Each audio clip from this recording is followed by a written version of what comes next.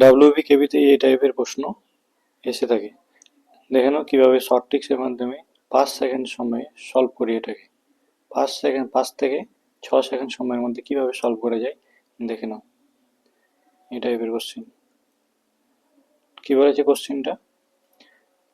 বলছে এই সংখ্যাটার সাথে কোন ক্ষুদ্রতম সংখ্যা যোগ করলে যোগফল পূর্ণবর্গ সংখ্যা হবে। ঠিক আছে, এই টাইপের প্রশ্নের ক্ষেত্রে আমরা অপশন টেস্ট করব। ঠিক আছে, অপশন টেস্ট করবো আর এখানে সংখ্যাটা দেখে নেবো। এই একটা জোড় সংখ্যা, এই একটা জোড়, এই একটা জোড়। তো লাস্টে দুটো ডিজিটকে দেখবো আমরা।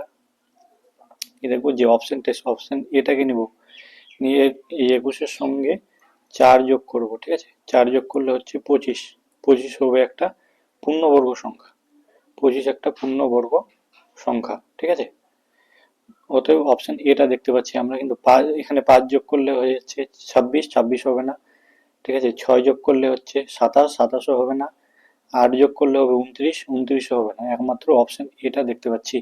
এটা কিন্তু 5 সেকেন্ড সময় লাগার কথা। ঠিক আছে, চলো নেক্সট কোশ্চেন দেখে নাও।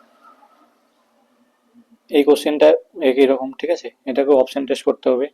20, লাস্টে 20 নাম্বারটাকে যোগ করতে হবে। ঠিক আছে, যোগ করলে আমরা পেয়ে যাবো। এটা তোমরা কমেন্টে জানাবে, অবশ্যই এটা কমেন্টে জানাবে।